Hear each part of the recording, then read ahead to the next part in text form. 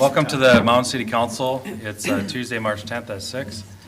Can we rise for the Pledge of Allegiance? I pledge allegiance to the flag of the United States of America and to the republic for which it stands, one nation, under God, indivisible, with liberty and justice for all.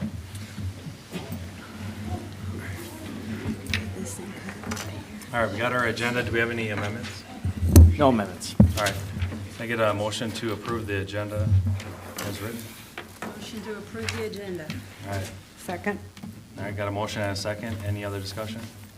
All those in favor, please say aye. Aye. Aye. Those opposed? All right, that passes. All right, number 4, we got public comments. If you want to come up, give you 3 minutes to talk. Give us your name and address. Hey. Hello, my name is Judy Carmine. I live at 3128 Priest Lane in Mound. Kathy is my neighbor. And I'm here tonight to invite you all to a workshop put on by Braver Angels that'll be at the Gillespie Center on April 29th. And I've got flyers here that I can pass out.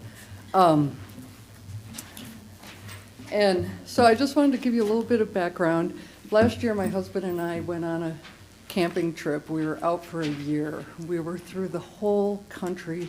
We met people all over the country, and my heart came back full of love for this country and love for its people. And then to get plugged back into the real world and see the political polarization going on just made me sad.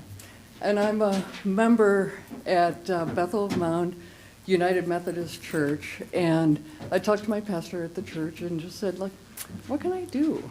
And she said, you don't have to solve these problems on your own. That's what community is for. And reach out to your community and find people who can help you. And so that's how I found Braver Angels, and I don't know if you've heard of it, but it's a nonpartisan. Its mission is to bring people of different viewpoints together to find common ground and solve problems. It teaches you to disagree without contempt and just helps people get stuff done without being so polarized. And I thought of the city council because I know a lot of different political opinions. I vote in this neighborhood, and from a citizen's perspective, it really feels like you all are getting stuff done, and I appreciate that. So the workshop is, again, Gillespie Center, April 29th, 6:30. It will help participants identify their inner polarizer and how to be critical of others' points of view without demonizing large swaths of the population. I know it's going to be beneficial to me, and I hope you would all find it beneficial as well. And so I have flyers here. The city manager, Jesse Dixon, I emailed him a digital version, and I'd appreciate it if you take one, share some. If you could even share it more broadly through your communication channels. I get your stuff on Facebook, and I love seeing it, and so on. And I just want to thank you for your time. And thank you for the service to the Mound community. Thank you. Thank you, Appreciate it. Judy. Thanks. So,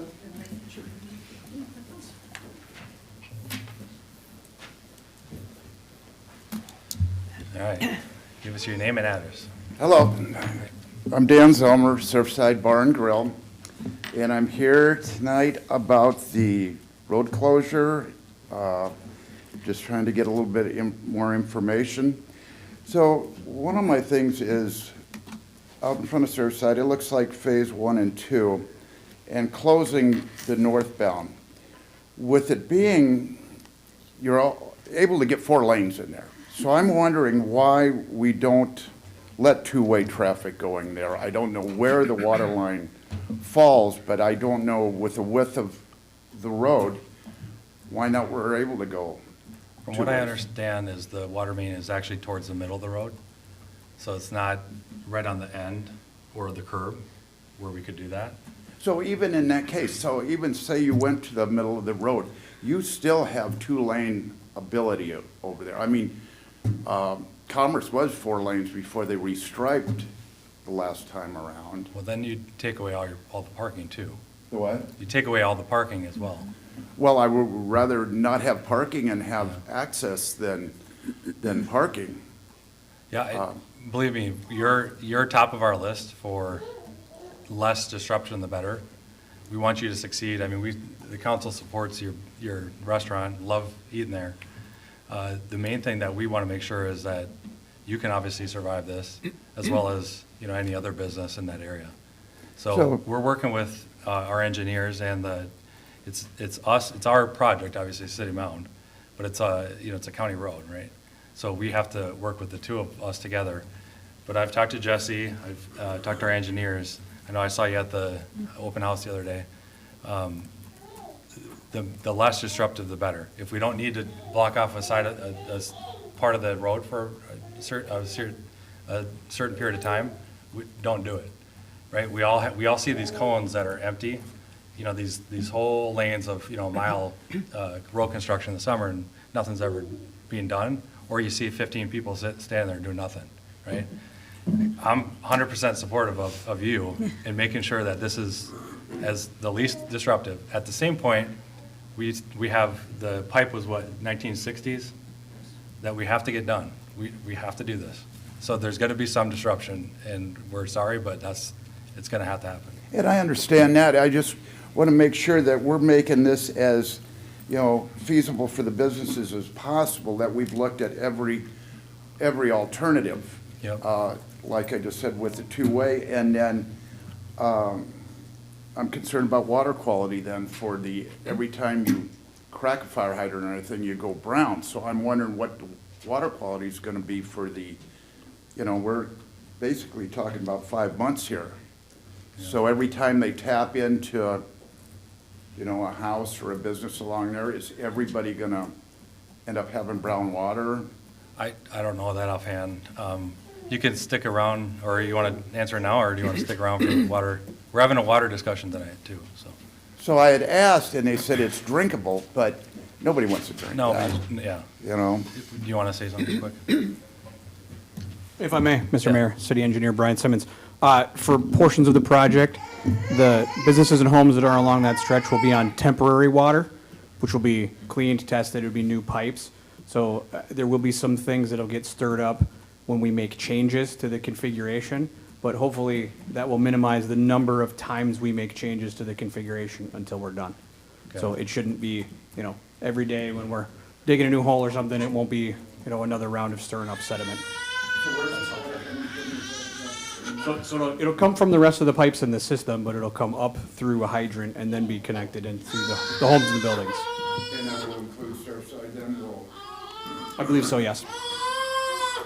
Brian, in a perfect world, is there any chance that you won't have to, at one point, block off the two-way traffic? There is no perfect world for that. No, unfortunately, just where the water main is in that street, we are doing this in a, what I would call a trenchless method, even though I know it might seem like a misnomer to you all because we're still having to dig up parts of the street. And so we're going to have to dig pits to get into the water main.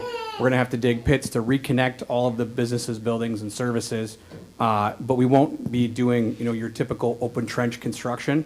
So the trenchless goes a lot faster than open trench construction. It's a little less impact in terms of footprint. But unfortunately, based on where the water main is, there's only enough pavement left for the one lane. Trust me, if we could have left two, we would have done it. Yeah. You're talking about in front of Surfside, then there's... Yeah, that whole stretch where we're going to be southbound only for a short period of time, yeah. So, because that's 112 days is what I've calculated out, so that's 4 months that... Each one of these phases is about 6 weeks. And So the traffic control will be changing in each phase. Some of them are the same, but there's a different traffic control for each phase. But what I've got out of this letter here was 112 days for phase 1 and 2. That's a long time. So Brian, is right in front of his business, how long is it, 45 days? Or? So right in front of his business, we're going to make sure that both, even when we have one-way traffic, we're going to have both driveway entrances open at all times. What we'll be digging will be in between those. So that's part of the need for the one-way, one lane. But we will keep both driveway entrances open at all times. Okay. The other thing that we're gonna do too is, we're gonna get those big orange signs. I don't know if this helps or not, but we're gonna say Surfside this way, Surfside, we're gonna try to help you guys out. We want you to succeed. So those barricades will be up on Shoreline then by Walgreens then? Is that where it's gonna be, say, no through traffic, or where do those Yeah, come in? I mean, I think if you want to have an in-depth discussion about exactly where the signs are, we should do that with the traffic control plan in front of us, because I don't actually know offhand. But the phases as they're laid out there give sort of the conceptual, here's where we're going to run the one-way southbound traffic, and then those changeable message signs, we call them CMS, right? Those can be dynamic, though. We can program to say whatever they want, whatever we want. Yeah. And they're movable, so we can put them where it makes the most sense, where we're making changes in terms of where things are closed and where things are not. So people know to go past the barricades to get to things like Surfside, if that's how we've got it structured. The other thing we're gonna do too is, I don't know if we can specify his exact restaurant, but we're gonna say, please support your, community restaurants in Mound. We have road construction, please come out and support local.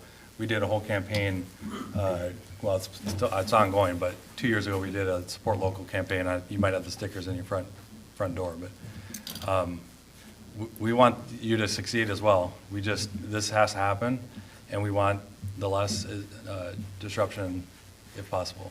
Yeah, restaurant business is tough, so I get it. 112 days on, that gets a little difficult. So I just talked with them from Spirit of the Lakes. Mm-hmm. So they still are up in the air about what they're gonna be doing, where they can stage, where the parade will actually be going. Yep. Is Commerce open then in front of Surfside, that are both ways open during that, or? From what I understand is the board was gonna vote on if they wanted to redirect it some other place. I offered them to start, was it down by the parking ramp and then come down, just use the main street, and just do it downtown Mound instead this year. I know there was talked about on Bartlett, doing something there. So you couldn't stage for the parade along Bartlett? I mean, you could stage, but you couldn't actually have people gathered there to You could see it. stage all around, all this whole line right here, this road right in front of our city hall there. But then run where? And then would run it to be? Bartlett or, however they want to do it. So would that stretch in front of me then be open during the parade for that weekend, or? It depends on when, he's saying no, so it depends on when it falls exactly. Because that's going to be a cluster for the parade. I mean, they're parked on both sides of the street all the way down, and Do you guys have an update on the parade yet or no? Okay. From what we understand is they're going to talk about it on the board and see what they thought. I was just with Jess the other day, I should have asked her, but. so the dates are firm then? It'll be May that is going down to, I guess, the weekend before Spirit of the Lakes? I don't know the exact dates offhand. So in the contract language, we're telling the contractor that stages 3 and 4, which are essentially Bartlett to the south and west, need to be done by the middle of July. And then stages 1 and 2, which are north of there, should begin around the same time. So the project on Shoreline, I didn't see any urgency when that was being done. It was like, it was closed off, I think, from Speedway to Commerce, and nothing ever really happened out there. And that project just seemed to drag on. I'm hoping this moves as quickly as possible. I mean, you should see the emails on with the county commissioners and Hennepin County. I mean, part of it's the county, and I would suggest you to reach out to our commissioners as well, and I will on your behalf. We can give you their contact information if you want. The county's a whole different animal. We're the city, so. I get we're that, trying but to work I'm with hoping that you guys are protecting. We're trying. We will. Us residents and Yes. business as much as possible, kind of. Like I said, we want you to be here, and we don't want as much disruption as we can. If we can reduce it, we're gonna try. Okay. Nothing's gonna be perfect, and I hope you understand that, but we're gonna do our best. And I can speak for all of us that we're very supportive. I mean, I see you in there a couple times a month at your restaurant. We're very supportive, even on council, with, having, you guys do things for, our council, what do they call it, recognition event that we do. We want you to succeed, but this does have to happen, and there's gonna be some disruption. So, one other thing, I think everybody been happier if maybe this happened in April, May, instead of the ramp and the park bring a ton of business into Mound. Not only me, Jubilee, the liquor store, everybody. It's gonna hurt everybody, just not If we myself. could do it in the winter, we would do it, but you can't, because you can't. You gotta do it in the summer. So, So, all right, Yeah. I'm just hoping that the city's standing up to the county and making it as best for us as possible. we will, but I would suggest you talking to them as well, in the county, and we're gonna keep you right? We're gonna keep you updated along the way Okay. to make sure that you're informed with what we're doing. All right. Yep. Jesse, can you Okay. provide him with the contact information for those commissioners, the email addresses and stuff? Yes, I can get that for you. And Brian, this is starting later because of load restrictions, and we don't know when that's going to go up. Otherwise, Dan, it could start earlier. Usually May, middle May? They're on right now. Well, I know Yeah. they're on right now, but when do they get When off? do they end? I don't know the exact number of weeks, Yeah. but we can't, they obviously can't mobilize any iron in until those are done. Yeah, so, So I have a quick question. I was unable to attend the meeting, I was ill. But at the end of the day, just for everyone on the video and everything, and we've got the emergency services here right now, but we have a game plan on how, I mean, we have a senior living center over there, we have a lot of residents that require medical attention. Do we have a game plan for how the emergency services, both the police and the fire, can get in and out of there during this time? it's still gonna be, accessible. Okay. Yeah, we're not shutting down both sides Right. I of just- that part. I'm just asking the question in Yeah. general, so that, because I mean, that's gonna be a question you're gonna get from people that didn't attend the meeting. I mean, Brian, we're following all the rules, right? You can't not let the fire truck get through, right? Unless it's an open pit, in which case, Yeah. we've already got a plan to get to the other side of it. Right, yeah. So Ridgeview, the ambulance runs by us 4 times a day, so I don't, if they've been taken into consideration. And We coordinate with them. so if you live in, say, the Highland area over there and you have fire and emergency, they're gonna have to go, Don't go ahead, I'm just coming up, so I can Just answer your wondered, question to the microphone. how are Go they, ahead and finish. so if I live over there, how am I accessing my house? So are you still just go south to get in it, and then you have to come back out and go south down to 44? So there's gonna be a little bit of having to drive around. There are some detour routes. A lot of this really good information is in the slides that are on the website from the open house, showing how all of the 4 different stages have sort of a, 3 and 4 have what I'll call an outside detour. So we're gonna get people sort of around that area, and then there's kind of some internal detours. So we're gonna have to communicate exactly where the closures are.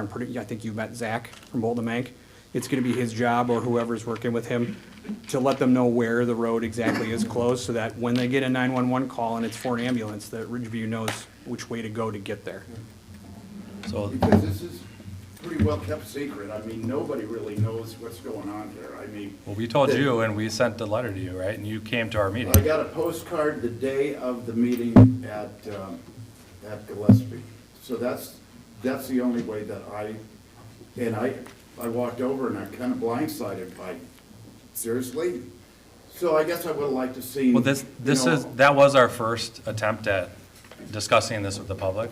So this isn't happening for a few months, right? So it's March?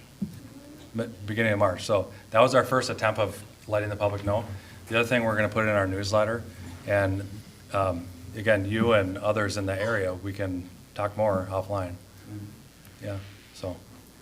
Well, this was all a long 3 minutes, so I appreciate you coming up. If you have more questions, please reach out to me or council members or Jesse, and I don't know if, We're partners in this. We're partners. okay. Appreciate it. Thank you for your Thanks. time. Appreciate it. All right, thanks. Sorry about that, guys. All right, number 5, we got firefighters' oath of office. Yeah, Chief Peterson.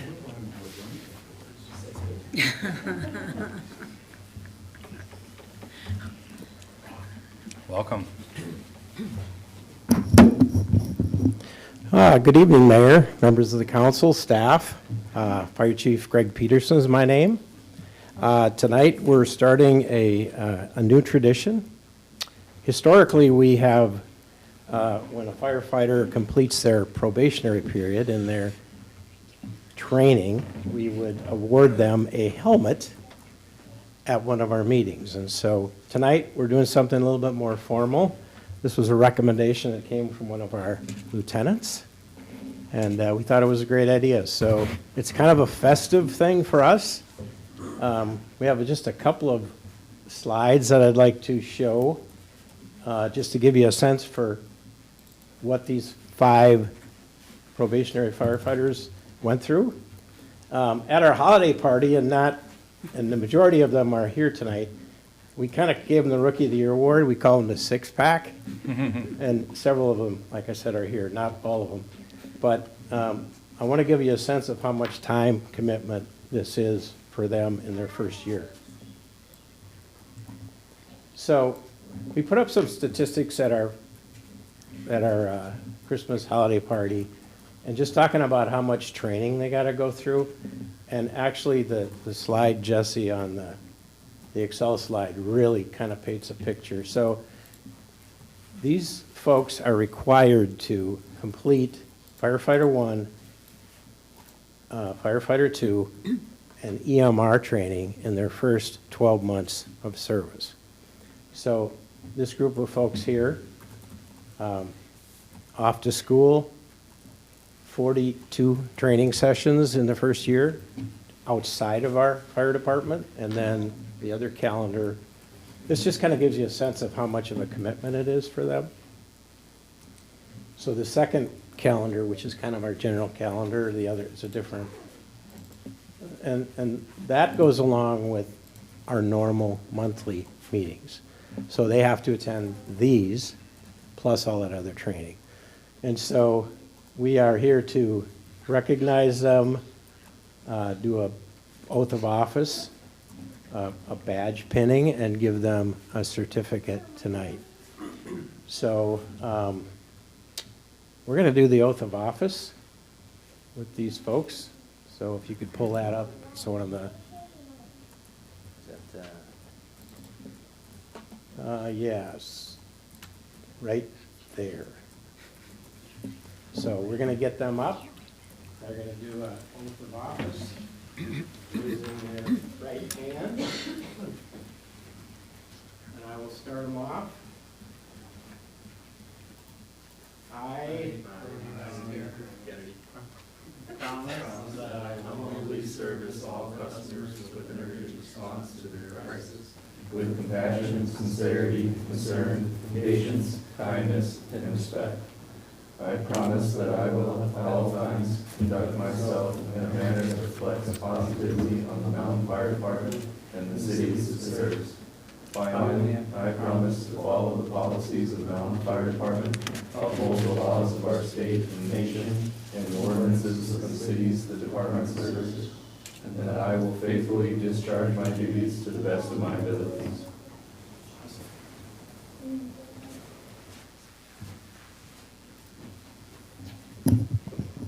Great job, you guys.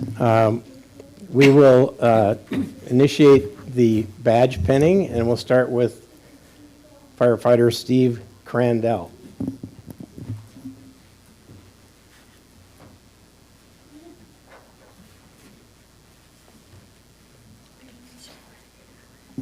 By the way, we've invited family members to come and do the honors.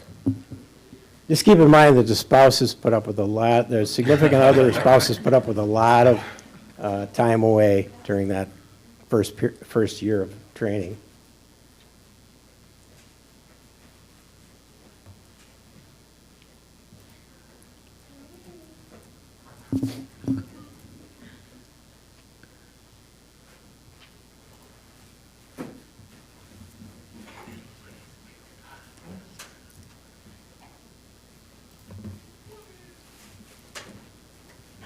I think we give Steve a hand, can't we? Yeah.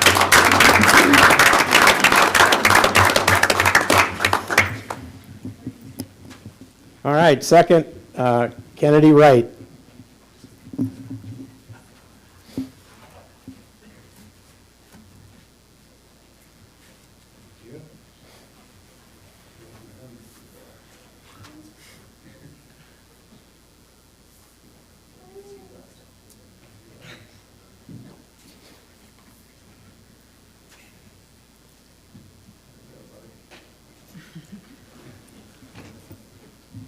Good job.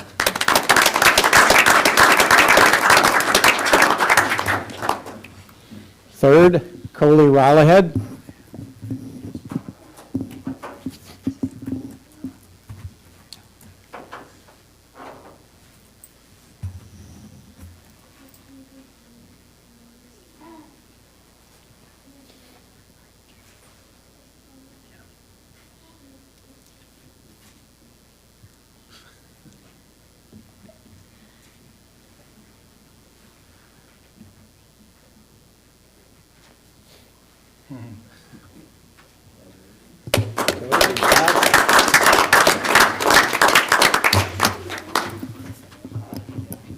Fourth, Thomas Whitty.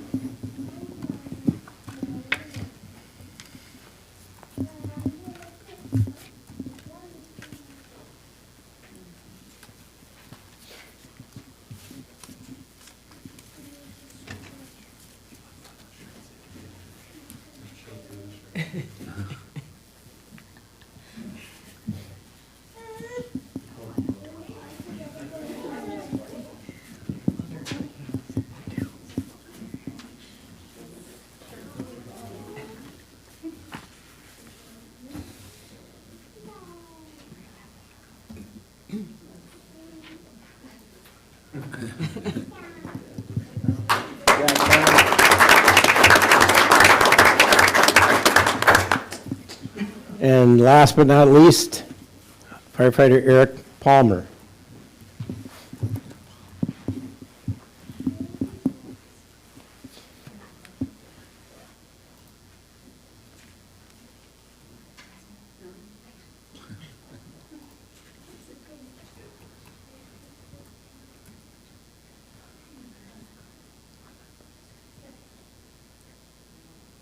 Go ahead, stick him.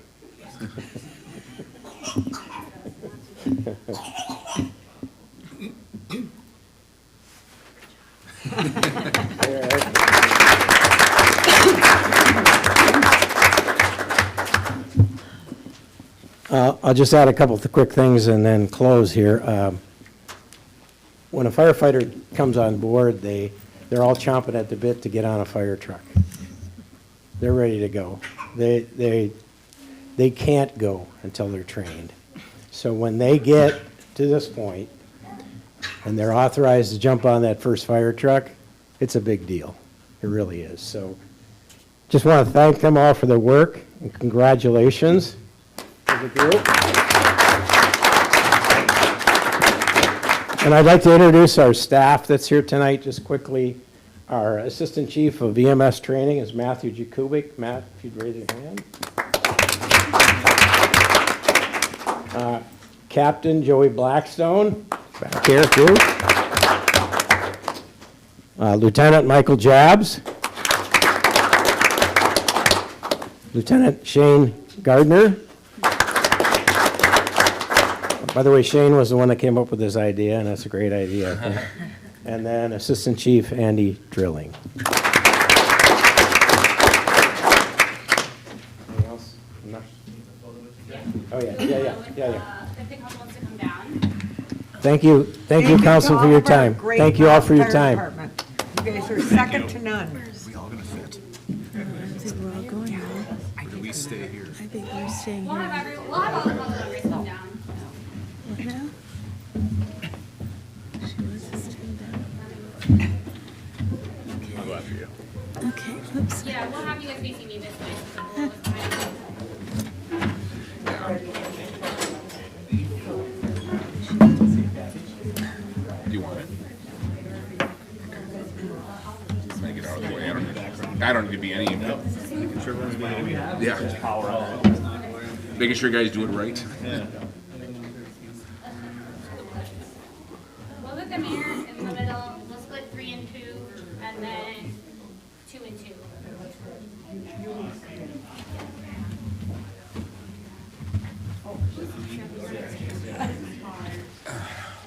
Actually, I think that's fine. Sure, why don't you stand here between Michelle and the firefighter, and then you might just have to be misbalanced. You just might have to join over here because we don't have room with the.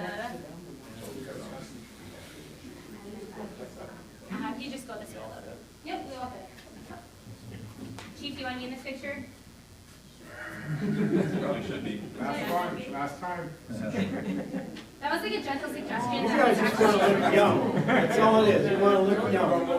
Can I move it just a little? It's fine. What's gonna happen?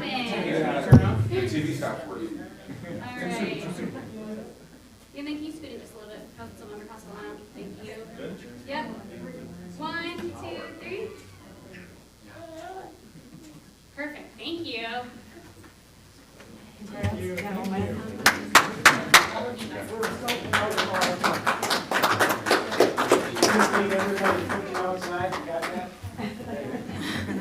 did run that inside, don't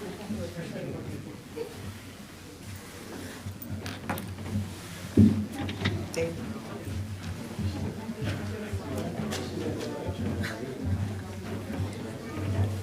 That's fine. Let's do more That's just-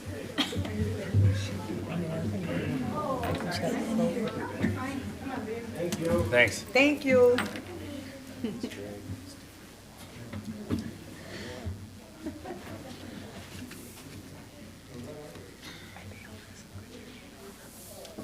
All right, next up, we got Orono Police Department with the February 2026 activity report.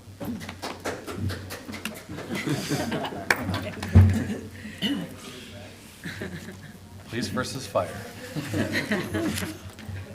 Good evening, Mayor, City Council.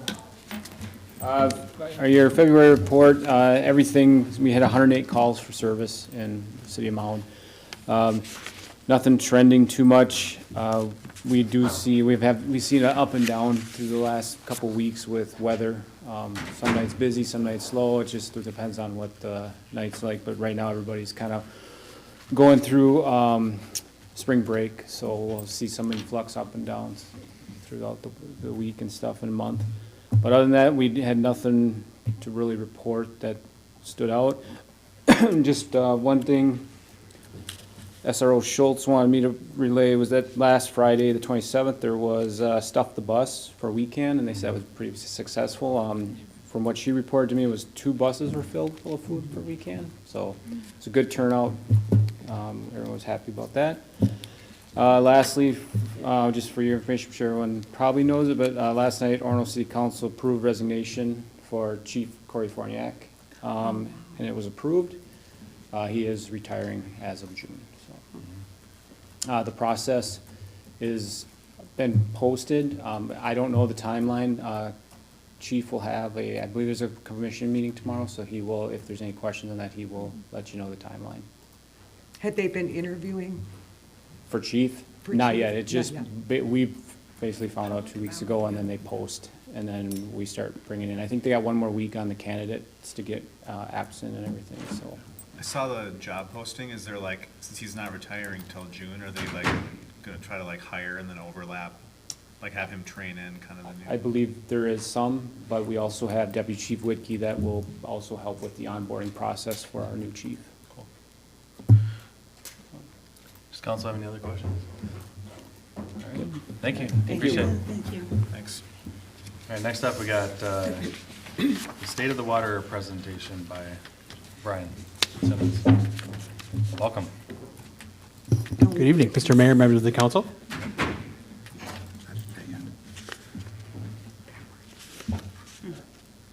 One moment.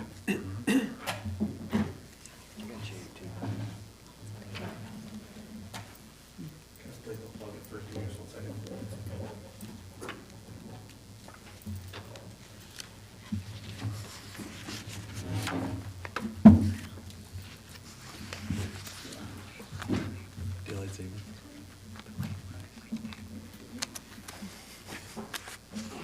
I was like, how is it only 5:30?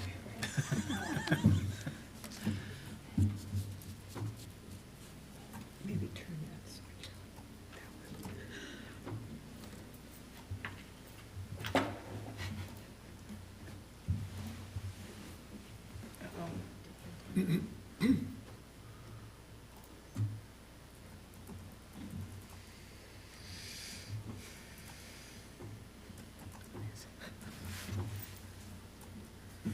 Okay. I believe this is this the 5th time we've done this, or the 4th? I know this is our 4th. Okay. since I've been there. That checks out. I can only I don't find know. 4 previous state of the water presentations, yeah. so. Brian Simmons, Consulting City Engineer, here tonight to give everyone an update that we have dubbed the State of the Water. We've been doing this since we started our water treatment journey that culminated, or I should say, was incepted with the notification in 2021 that we had manganese in the source water, and we needed to do something about it. So we're going to talk a little bit about what we know about the water. I've got some test reports for you. Spoiler, not a lot's changed. Our solutions, the project updates, where we're at with funding, which I think is probably the most exciting thing we like to talk about, and then what comes next. The chart here on the right just shows some of the last couple of years' worth of sampling. I added the 2 new sampling sites that Ryan picked this year on Tuxedo and Shoreline just to make sure that we are sampling all across the city. But Mound is served by the 2 wells currently. Obviously, we're working on another one. We don't have any other water treatment other than some fluoride injection, some things that we do to make the water, up to standard. But for the most part, the water that comes out of the ground is pretty good, or at least we thought it was pretty good until they told us there was manganese in it. In 2020, the Department of Health began applying the EPA's health-based guidelines. You've heard that health-based limit from me a lot. That is unfortunately the difference between a primary contaminant and a secondary contaminant.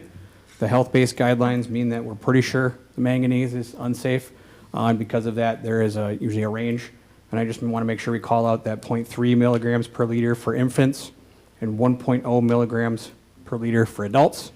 And because it's right in front of us, staring us in the face, those test values do show water coming out of the ground, coming out of our pipes, that is higher than that 0.3 milligrams per liter. And you can see some of the test results have bounced around a little bit, like the Bartlett one, spiked way up in 25 and then back down again to this about the same amount in 26 as it was in 24. But where I was going with this is that the composition of the water coming out of the ground really hasn't changed, and the composition of the water that is being distributed around our system hasn't significantly changed either. So if we needed any evidence or backup to prove that this good fight that we have been fighting is worthwhile, this is it right here. The manganese still exists, and it's still at a level at which we believe it to be unsafe for consumption over time. We also have high iron that comes out of the ground. That's more considered a nuisance, but that contributes to a lot of conversations we have in this room about discoloration, and that can lead to real problems like ruining clothes, destroying pipes and homes. We get pictures of dirty water. I know you all have received them. I have too, right? But that's not great. And so we're going to talk about the fact that we're going to solve both of those problems together with a water treatment plant. Guidance for residents. I think there's a lot. Is there more information on this on the website now? Yeah, you have a whole treasure trove of things on the website. The website is like thumbs up. We want to make sure we remind everyone that water softening can remove manganese if your softener is operating correctly. Unfortunately, that's not a municipally sized solution, but we want to just make sure we take this opportunity to remind everybody that that happens. We also encourage you, if you are going to rely on that, to test the water in your home, preferably before and after your water softener if you have the ability to do it, but just to confirm that the water that is coming out of your tap after it's been softened does meet those limits. Also, a statement we've added to this, manganese is poorly absorbed through the skin. We've had questions in the past about bathing and showering with the water, and if that would give you exposure to manganese, and the answer to that is a little bit, but not as much as consuming it. There is a whole Minnesota Department of Health, there's like a manganese toolkit now that we have borrowed a lot of information from, obviously based on the problem in Minnesota, because we are not the only ones that draw water from the same aquifer. They have a lot of information out there. We're trying to make sure that we are bringing the most pertinent information to Mound residents. That's also why we've listed a handful of the local testing laboratories. That RMB Environmental is in Bloomington. Tri-City William Lloyd is in Bloomington. I think Mayor Holt, is that where you had your water tested? Bloomington, yeah. Yeah. That one's very accessible, open lots of hours. It's on the backside of the Bloomington water treatment plant, so I hear most often that people are going there. Yeah. So our mission for Mound, we want to remove the manganese, and then while we're at it, because it's the same process, we're going to remove the iron and other contaminants with a filter. We want to responsibly use taxpayers' dollars. We want to steward those dollars and save money spent on in-home water solutions. And we want to protect and preserve the infrastructure, both public and private. This is not a short-term fix that we are exploring here. This is a long-term solution. I know we're probably feeling a little bit like to get to the solution is becoming a long-term solution as well, but this was always going to be, at least a multi-year journey, and definitely the story of when we've gotten funding from where and how, tells the story of how long we've been asking for help with this. I'll just say real quick, because we don't go in depth in it anymore, but the study that we performed back in 20, when we first started this process, sort of lays out the history of how we got to the single water treatment plant. We did consider a couple of options. Also, it is the fact that we are building a single water treatment plant in Sorbo Park is why we're having to build the infrastructure improvements that we just talked about that are going to result in those road closures, because we have to have larger diameter transmission water mains to get the water where it needs to be in the city when we're no longer just pulling it from the ground and putting it in the water towers. Phase 2 is just about to get started. Phase 1 has already been underway. We've been working on the design of the treatment plant. All of that design will be paid for by one of the appropriations we've gotten that is $10.3 million from the Minnesota legislature. Obviously, you all have had to front some of that because we have to get to a bid project, so we have actual bid items to start getting reimbursed, but I have some good news that we've been able to start applying for those reimbursements. So in 2025, we designed and bid the 2 phases of trunk water mains. We completed construction on the first phase near the Chateau Water Tower. We began filing for reimbursements under that first $10.3 million legislative package. We cleared the potential plant site of hurdles, the natural and cultural resources. That's sort of a short sentence to describe a long process we've gone through to clear the EPA from having certain involvement with our design processes and exactly how much oversight they were going to have based on the monies we've gotten from the federal government. That was looking somewhat restrictive for a while, and we've now navigated that. We went through the process of changing some language once upon a time to release that 10.3 a little sooner as well. And then you all have continued evaluating the financial impact on what it would look like to pay for part of or the rest of the funding gap with Ehlers and Associates as part of this whole journey. Just recently, we were given another, just a hair over $1 million, 1.092, I guess, in a federal appropriation. This looks a lot like the last time it was just a little under $1 million. It was like 960,000, I believe. But now that we know how to handle that, we've been through that process with the EPA, we're going to make sure that that $1 million is targeted. And when I say our use of that is targeted, we're going to make sure that we communicate back to them exactly what things we are going to use that money for. And it's probably going to look like a lot of the treatment equipment, pumps, things like that, that are high dollar items in the plant that we can procure and draw the lines directly to those for the EPA so that we don't get caught in another review process that we have already navigated with the previous $1 million we got from the federal government. So one could say we're getting better at this, right? We're learning. And then the phase 2 improvements, we're sort of lumping a couple of things together here, but a new well, the new transmission lines, new service lines, gate valves, and hydrants. We're wrapping up the plant design. I've got a couple of peeks into what that looks like here in the next couple of slides. We continue our advocacy at the state and federal level. I don't know if this is an opportunity for anybody else to chime in. I know there are a lot of people in this room that have spent a lot of time at places like the state capitol telling our story. We're going tomorrow. Going tomorrow again? Yep. Are we taking the Mounds bars again? I don't think we're doing that this time, but Okay. Tomorrow is not for testifying this time. This is. we're not, yeah. I mean, But we are advocating the people down there, yes.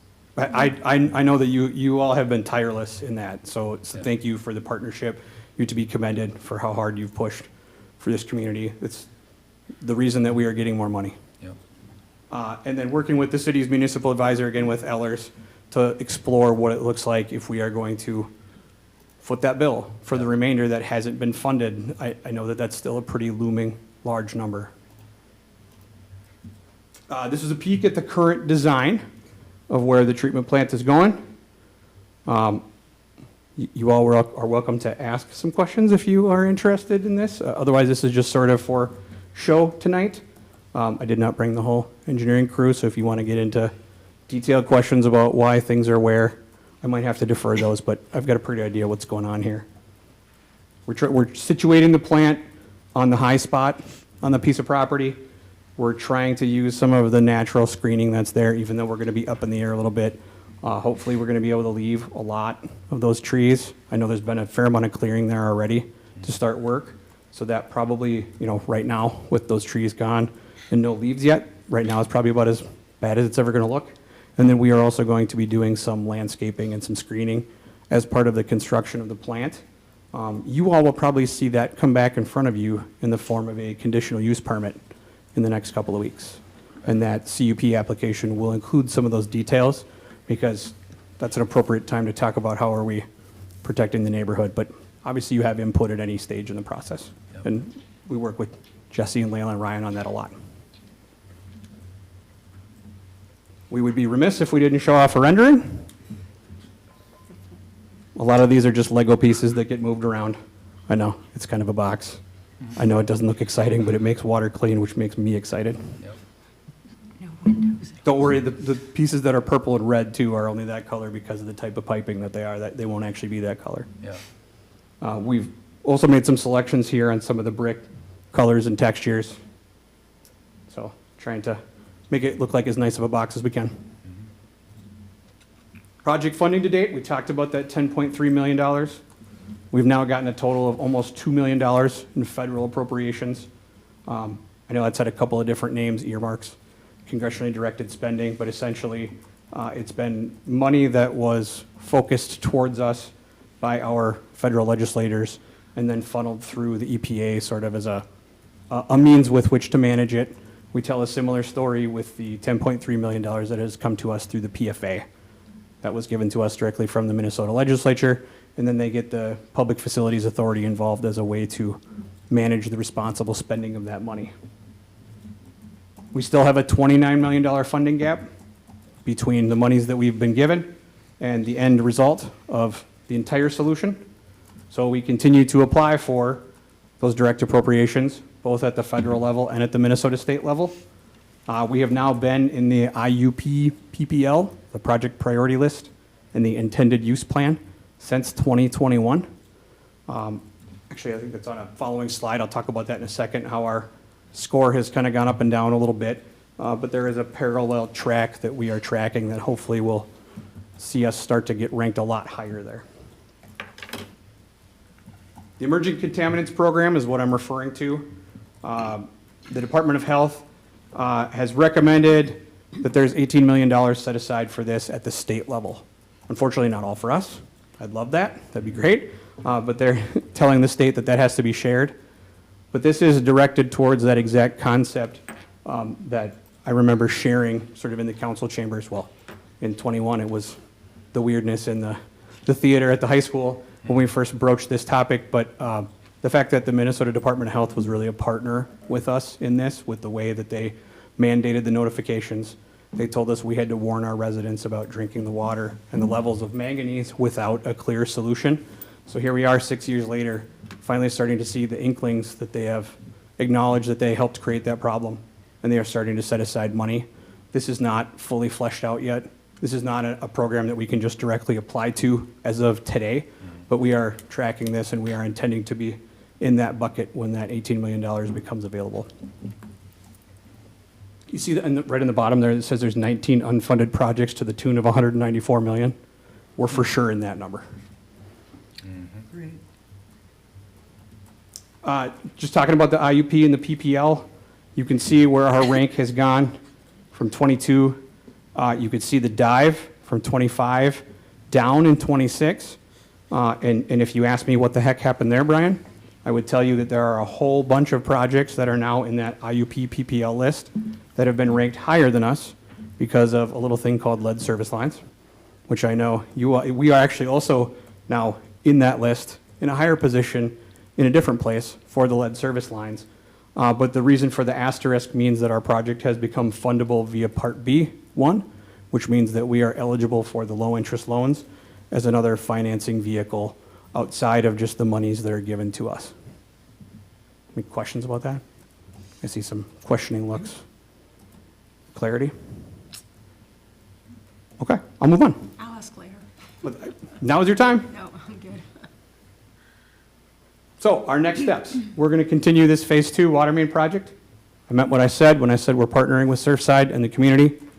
I wish that water main was in a different place. Those types of projects are inconvenient until they're done. And so we're sort of doing our best to try to stage construction around things, but it's going to have to be a dialogue. We're all going to have to be a little flexible. You know, I'm already feeling like I need to swing over there maybe tonight and get some to-go food after the council meeting kind of thing, you know? But I loved walking by the signs coming into the building tonight, the support local. That's great.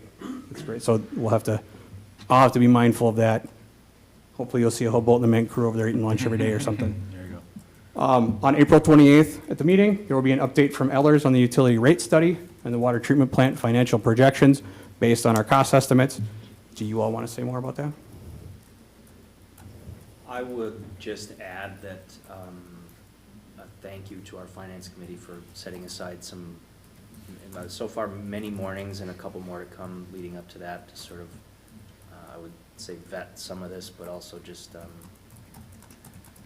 to take the time. I mean, anytime we can get that outside input and you guys help us sort of prepare for the meetings, it's extremely helpful. So thank you for that. Yeah.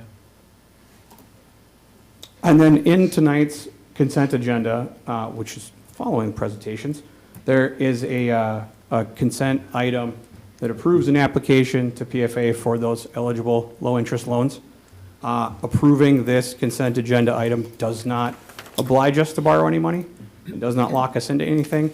We are just trying to cover our administrative butts and make sure we have the boxes checked so that were we to want to do that in the 26 calendar year, we would be able to, because we have to have the council on record as having supported that and approved it, directed us to pursue that. So that's really the meat and potatoes of what that agenda item is. And if you have more questions about that or you want to talk more about that, I'm happy to. And then, again, with our new and improved website, lots of information there at the water treatment plant page. That is the end of the formal presentation. Is there any questions, things you would like me to talk more about? Does council have any questions for Brian? I do not. I'd like you to just mention on camera, because I've had a lot of questions about this. Absolutely. Just because we're going to be finishing this part of the, I guess, the project, if we don't get any more money, or if we don't go forward with any further water treatment, it still is helping our water. Can you address that? Because we've got a lot of questions on that. Sure. So when we first dove into this, at the time it was Mr. Hoverston, but the conversation was, well, here's this series of projects, and we understood that we could not communicate to any of these legislative bodies that, well, we want to pursue a series of projects. So we took everything and we made one big snowball, right?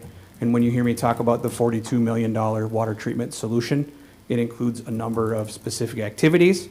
When the money started to come back to us in leaps and bounds, we get 10.3, we get 1 million, we get another million. We went back to slicing this up. And so all of the things that we have built so far improve water quality around Mound. They improve the circulation. When we get to the point where we have a new well, even if for some reason, and the way that we have staged these activities it's going to end up being the treatment plant mostly last, right? Also treatment plant most expensive. So all of these the piping improvements, if we get to the point where the new well is in the ground, but for some reason we don't build the water treatment plant, all of those things are not wasted. Those are things that benefit us as a city. If for some reason you all called me up and said, stop today, the stuff that has been installed or we are in progress still improves the quality of the water system in Mound, improves the quality of the water, just doesn't fully remove the manganese. Does that answer your question? Yes. Well, I hope that the Yeah, listeners understand that. Always happy to go on record with that. I know we've had that conversation before, but that's germane to this. Thank you. So to Councilmember McEnany's point, that it's includes the shoreline project from last year that was brought up earlier tonight, right? Phase 1 of the water. I'm sorry, you said shoreline, you mean Shoreline Drive? Shoreline Drive. Thank you. Yeah, No, not I- just Shoreline. I should know better. Shoreline I Drive. Knew what you meant, absolutely, yep. Okay. Those were water main improvements. So new pipe, not 60s, right? So longer design life, newer, better materials, larger diameter, all of those things give us better quality of service in the city. Sorry for the misunderstanding. And will that new quality be happening in just portions of Mound, near the water treatment facility, or will it enhance all of Mound? So when you look back, every time we've answered the question, why are our water rates so high? And we explore where we have been. To be fair, I'm not asking that question, but I know others have come to the podium to ask it. That is improvements we have done elsewhere that are similar to that.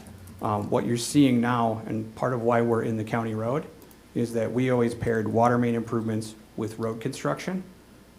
We're not in charge of the county roads, so we do still have some aging pipes left under the county roads. That's why we have some of these, trenchless pipe bursting and lining and those types of tools in our box to make sure that we can lengthen the usable life of those water mains. But these are mains that we would not have had a reason to touch, unless they started to fail or the county said, hey, we're gonna dig that up. Would you like to do something with the water main? It's not something we were gonna be able to tackle on our own because we're not interested in paying to rebuild the county road for them. So we have done this in a lot of places elsewhere, and we still have sort of this liability under the county roads that now is being addressed. Thank you. So, one thing that we want to focus on too is what can residents do right now? Let me say that in a second, but if we vote on this year, say in the summer, how fast is this thing turned on, the water treatment plant? I think the right answer to that is you're probably still close to 24 months. Okay, so Because what's 2 years out? this is significant construction. Yep, It's at least a year and a half on the treatment plant by itself. all right. So we're talking 2028, best case scenario, if we vote on it soon. Water softener, again, it's said on the Minnesota Department of Health that it does remove manganese, or some of it, right?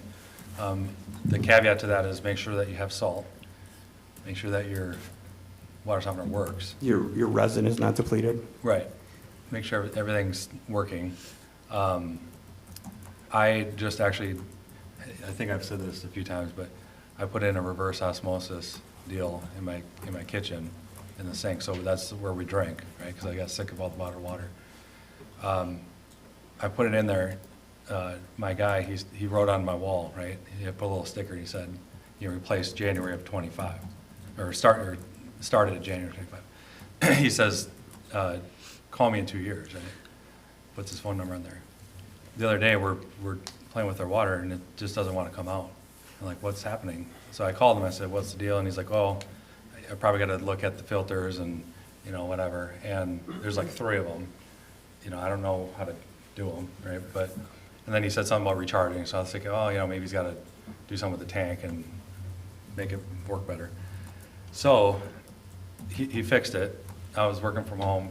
They came back and they had this garbage, bag filled with the 3 filters, and they were disgusting. I mean, they were black. It was horrific. Yeah. And he's like, these usually last, 2 years. And of course, he does a lot of work around Mound. But I guess my point with that is, again, if you're not keeping these things up, you're not, you got to be careful, right? So the other thing is make sure you're testing too. So if you're going to drink the water, there's a reason why we sent the letter in 2021. First of all, the Department of Health said we had to. Yes. But also, it's a good thing that, people know not to do it. Plus, we've been saying this for years in newsletters and open meetings and whatnot. So if you're going to drink your water, make sure you're testing it. Other than that, if you want to drink your water, that's your deal. But that was kind of interesting because this is my first year with that thing. So usually it lasts 2 years. It only lasts 1. And just so you know, that does already go through my water softener. And last year, in the same time, that he came out and fixed it because there's something going on. It was like leaking all night, into the deal that comes out the other side of it. And I was like, what's going on? Because it was like all the time generating. So if I didn't see that, then I wouldn't know if there's a problem. So again, even if you got all those right things set up, make sure you're still either testing your water or, you know, making sure you're feeling good. Look at the Department of Health website. You're gonna have to do that for at least a couple more years until we get this thing squared away. The other thing, just for money purposes, we're looking at, you know, there's about 30 million, and that's a rough number. We don't, you know, we haven't bid this out yet, but that's what we're kind of guessing. We were told by really our senator that they're not going to give you the whole thing. Bottom line, they're not going to give you $30 million. You know, I testified a couple years ago, we got the 10. That was already hard enough to get that. And I testified for 30, 32, whatever it was.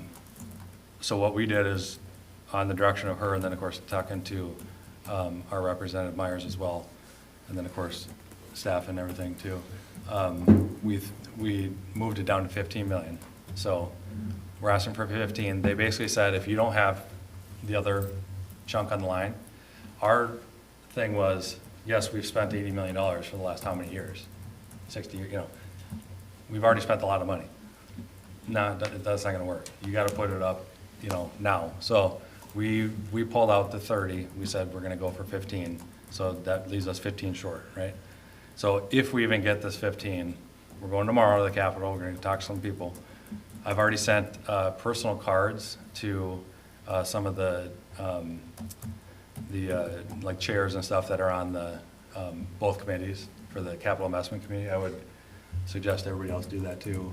Emails, calls, you know, again, letters from residents, you know, whatever you want to do. We're going to try to get that other 15. If it doesn't work, we're coming up with a game plan of if we don't get 15, so we have to do all 30, and then if we get 15. And I know there's some other grants and other things that we're applying for everything. We just got the 15, or the 1 point, almost 1.09, yeah. For the, you know, from the federal. And we just applied, I think Jesse just did this last week. So we're applying for more there too. So I think the timid nature of what we were asking for before was, you know, if we talked openly too much about it, then they wouldn't give us enough money, right? I don't think anybody watches these things, but hypothetically. So that's the news. At the end of the day, if we approve this water treatment plant, we're gonna be on the hook at least for half of it, if not more, if we don't get money. So, and then to that nature, I know you already said this, but the Finance Committee, we've been kind of crunching the numbers with Ellers, and they are looking at all different scenarios of, do we help do franchise fees? Do we do it through a little bit through the levy, through utility rates? You know, we're kind of, you know, spitballing all these things and seeing what we think residents would be able to, you know, work with. And then we're going to try to fine tune that over the next, 2 weeks here, or no, month. And then we're going to bring it back to the council and see what you all think, and see if we have somewhat of a game plan. And then really right about that time, or right after that, month or two from now, we'll know if we got this money or not. So a lot of action in the spring here and early summer. And if we do or don't or whatever, I still want to be prepared that we're all going to have to take a hard vote. I don't think it's that hard, because I've seen some of the numbers, even on the worst side. I think you guys are going to be impressed with them. But it's $30 million, right, if we have to do that. So either way, I think we need to take a vote. We need to say, we're going to put this in front of the council, and whatever the numbers are we going to do this or not? And if we're not, then we just need to move on, and we have a paid for new service lines and, you know, whatever, a new well and whatever. But that's, you know, that's a Band-Aid. You know, let's fix the problem, right? So anyway, that's all I really had, unless you guys have anything else. Can you just remind the listeners when we're going to next hear if we get more money? Well, it's through the bonding bill. From what I understand, because it's a shorter session this term, is end of April, early May. I believe that they have a little bit of leeway into May if there's a special session, but that's at the latest would be mid-May. Yeah. versus like last year, remember we had to wait till like end of May? And then sometimes it's like it falls into June if they don't agree, and this year I guess is a little shorter, so, I mean, pretty quick. So, we're spending all day at the Capitol tomorrow, a bunch of us. If it's Are you helpful, going? Yeah, you're going. if it's helpful too, that the topic of the emerging contaminants grant, I don't want that to be sort of one more thing we're waiting for. It's not fully inked yet, but all indications are that there will be sort of a clawback in that, where if we pony up some money, right, we figure out a way to finance whatever the get paid gap back. is ourselves. Yeah, we can pay ourselves back out of that if and or when we get money, and I assume that's more of a when than an if. Right. But that's one that, you know, they're not gonna say, too bad, so sad, you already built some stuff. And that's, as of a handful of years ago, when we first started doing all this, that was our thought in the back of our head, that if we kind of start looking at this behind the scenes and see how we could afford, we could never afford it, because that was just, back then it was crazy. I think as we've gotten closer now, and of course some of this money, I think that, you know, it looks a little bit more reasonable, so. All right, is that it? All right, well, thank you, appreciate Thank it. you, Brian. Thank you so much for your time. Thank you. All right, no, just let me shut the light off. Number 6, consent agenda. Does anybody want to talk about any of those?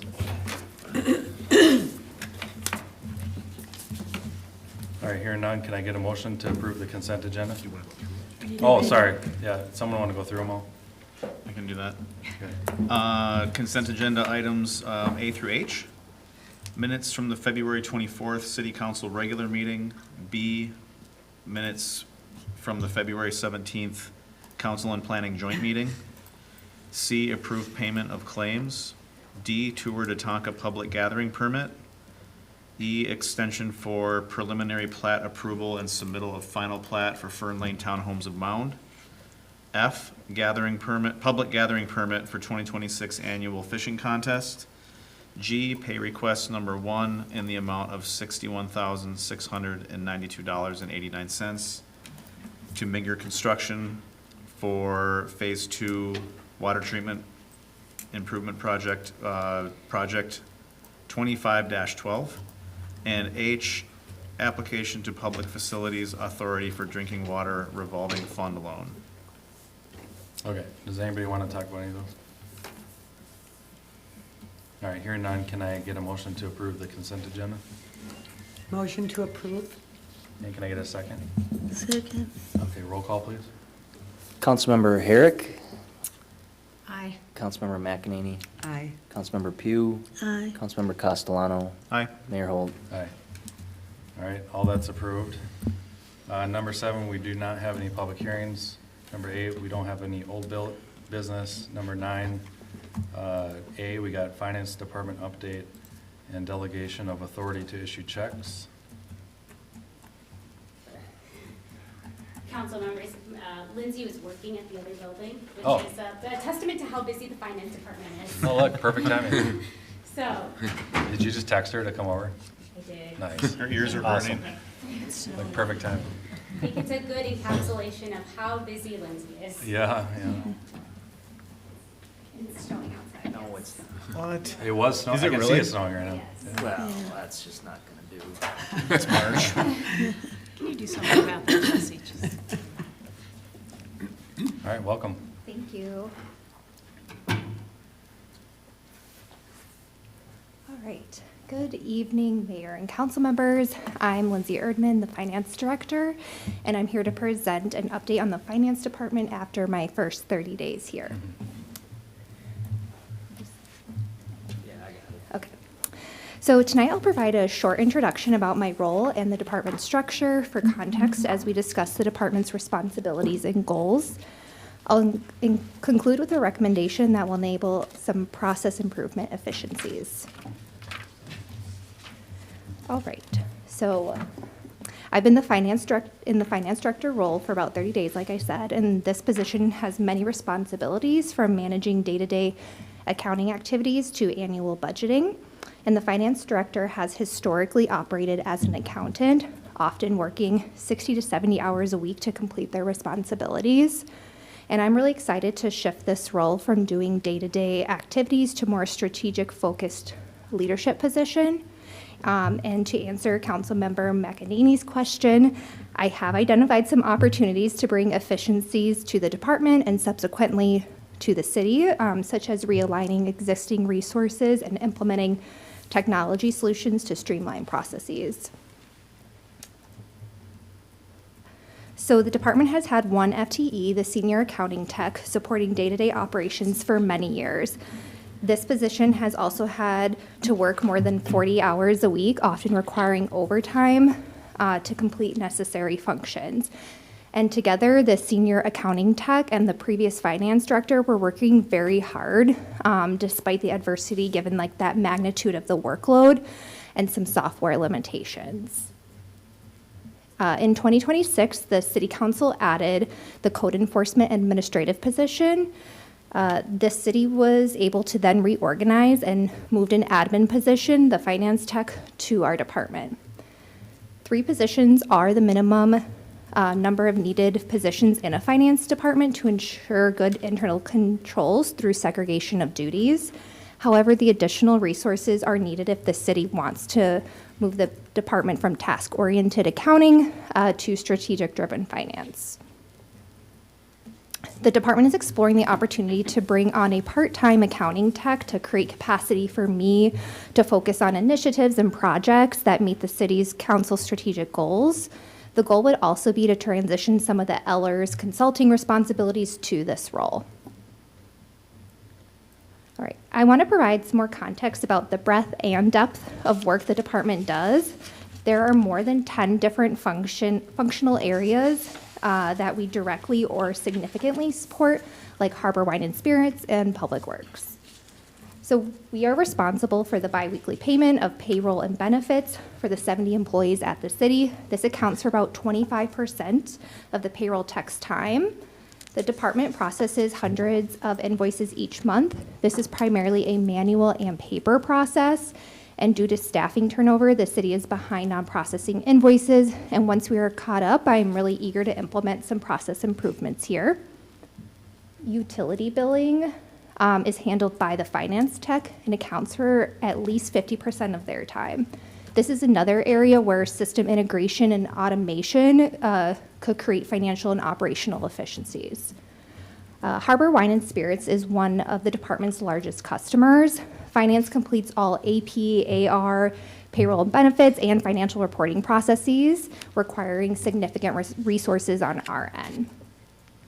Accounts receivable covers all the ways in which the city receives income or takes in money, from paying for a dock slip to receiving our taxes from Hennepin County. The city utilizes many different vendors and software systems across its different business lines to bring in these dollars. However, on the back end, this creates a really heavy lift for staff to complete reconciliation against many different software payment systems. So next I'll go over the primary functions of my role, which is, to manage the city's money. So first is the annual budget and audit processes, which take a significant amount of time where additional resources could be targeted to increase transparency and communication with the public and yourselves. The city is also responsible for financial reporting to other government entities and to the council through quarterly reports. Debt investments have not traditionally been an area of focus for the finance director at the city. This is an area of growth for us, and I'm really looking forward to developing a more robust investment strategy to increase our revenues there. Lastly, we support departments with their purchasing and risk management needs. And so the previous finance director covered nearly all of these functional areas, and the long-term strategy is to focus on high-level tasks that truly impact the financial health of the city. So the department's goal is to provide exceptional customer service to achieve operational excellence over the next 12 months.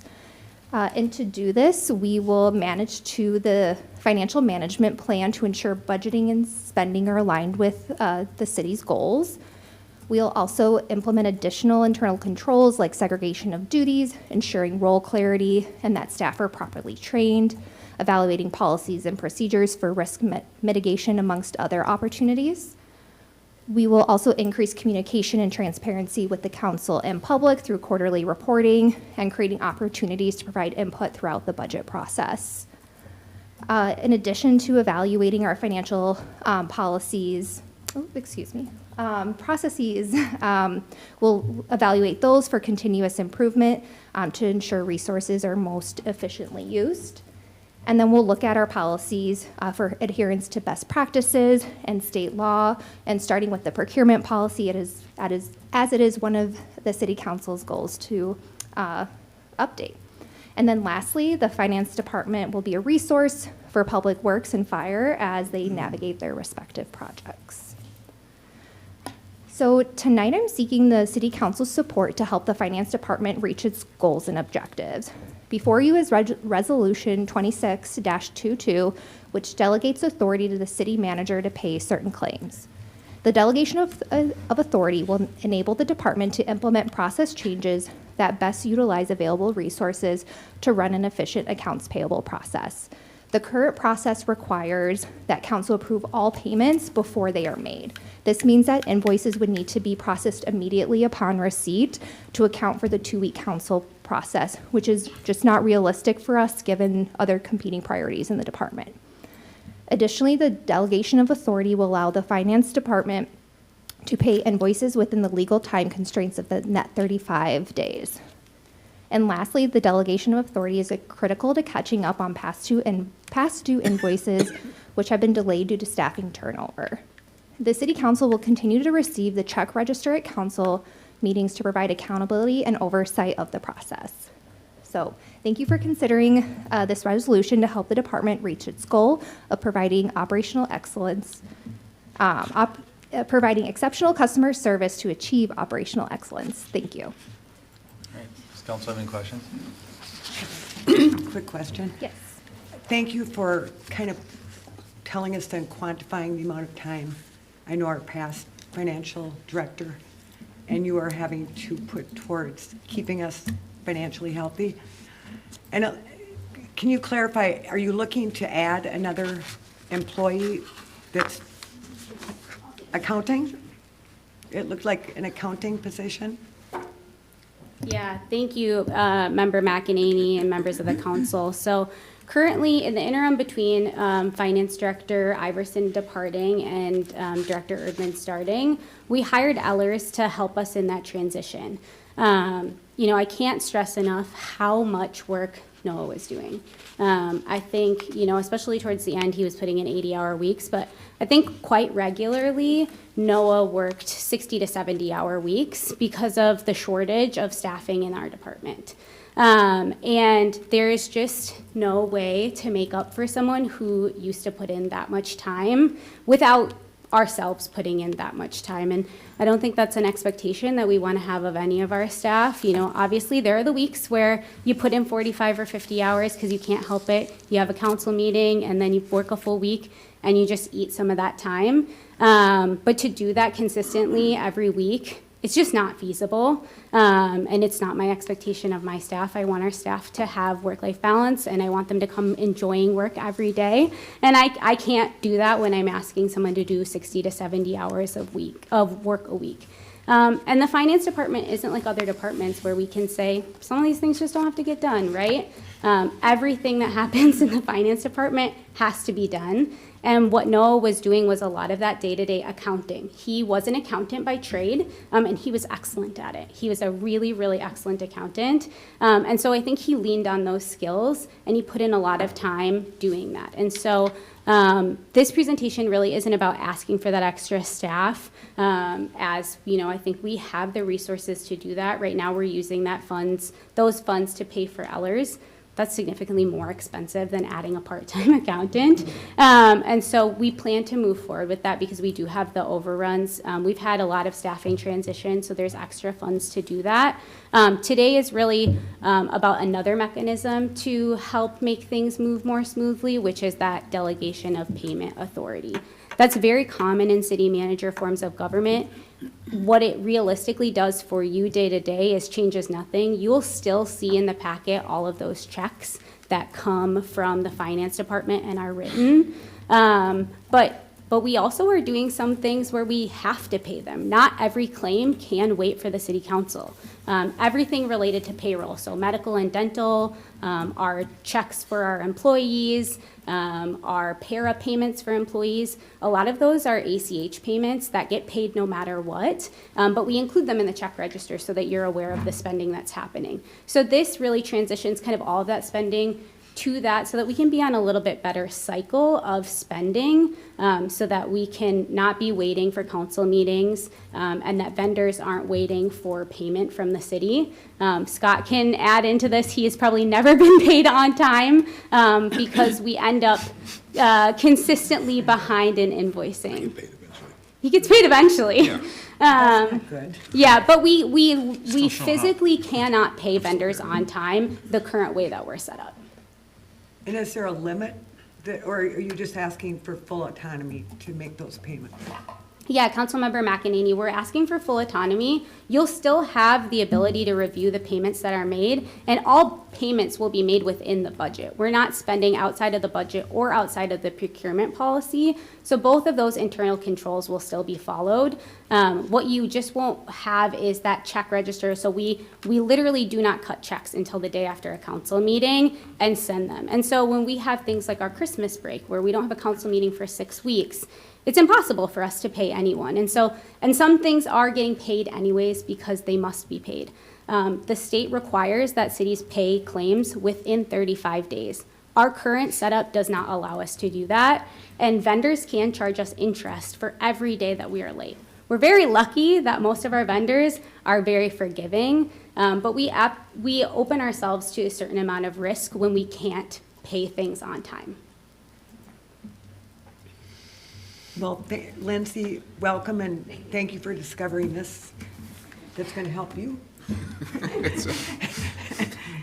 And it sounds like a lot of our vendors, it'll help. Yes, absolutely. And it's really great, for that relationship maintenance and building as well, especially with the liquor store. With the liquor store especially is the one who gets hit hard by this.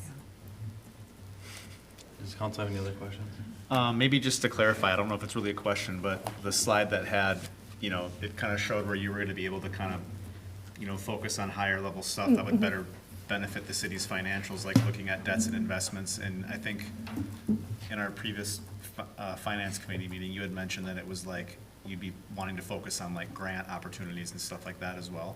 Absolutely. Having that increased capacity for me means, being able to look at those grant opportunities and partnering with the other department heads to evaluate them, against current programming or possible new programming at the city. But right now I just don't have capacity to do that because of all those day-to-day accounting activities that require a significant amount of time. Okay, and I think you had mentioned there was like a pretty, solid opportunity that we could stand to gain a lot more in interest income with your eyes on it.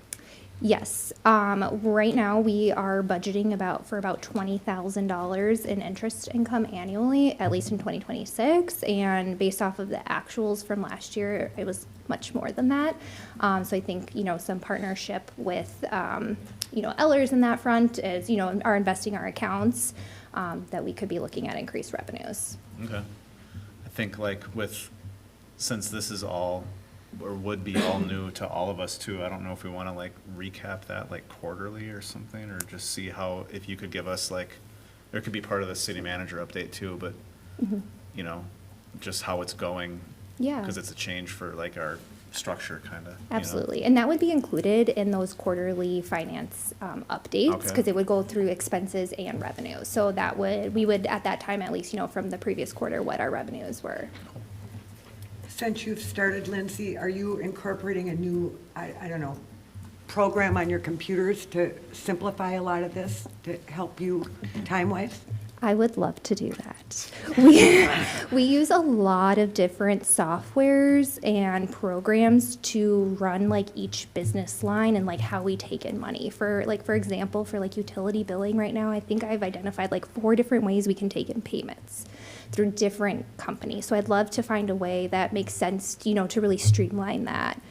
So that is my goal. Because I love technology and like using tools to do our jobs more efficiently. Did you want to add something? Yeah. I think I'll just add on two things. You know, one, quarterly reporting, I think, has happened just in the consent agenda or with your packets. It hasn't been a presentation. So Director Erdman will bring that back, and that will be a new addition. Every quarter, you'll get a state of the budget so that you have a little bit better sense of how that's progressing. I know that Member Pugh asked at one of my very first meetings, like, this register of checks kind of means nothing to me. Like, what is this, how does this mean in terms of where we are from our financial spending? And so most cities do that, have that quarterly report that's presented by the city manager, and I think, or by the finance director, and I think what you'll start to see is more of Lindsay moving forward as we go through the budget process, the audit process, and those quarterly reports, so that you have more information on financial reporting. And I will say on the software side of things, I think we are likely to come with a budget request for 2027. We spend a lot of time using a program that is built in Microsoft Access, which, if that means anything to anyone, it is a program that Microsoft no longer supports.